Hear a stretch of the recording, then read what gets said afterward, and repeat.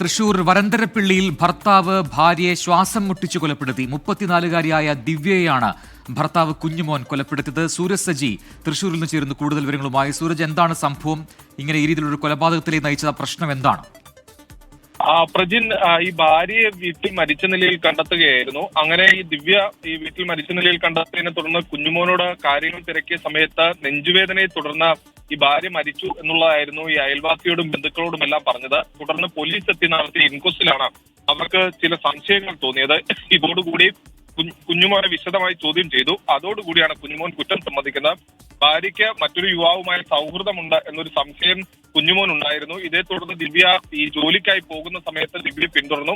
ബസ്സിൽ നിന്ന് വഴിമധ്യേ ഇറങ്ങിയ ദിവ്യ പിന്നീട് ഒരു ബൈക്കിൽ കയറി പോകുന്നത് കണ്ടു. ഈ സംശയമാണ് ഈ കൊലപാതകത്തിലേക്ക് നയിച്ചതെന്നുള്ളതാണ് ഭർത്താവ് ഇപ്പോൾ പ്രാഥമികമായി നൽകിയിരിക്കുന്ന മൊഴി. എന്തായാലും ഭർത്താവ് ഇപ്പോൾ പോലീസിന്റെ കസ്റ്റഡിയിലാണ്. വിശദമായി ചോദ്യം ചെയ്തു വരികയാണ്. പ്രജിത്ത്, യെസ്, സൂരജ് സജിയാണ് വിശദാംശങ്ങൾ നൽകിയത് തൃശൂരിൽ നിന്നും.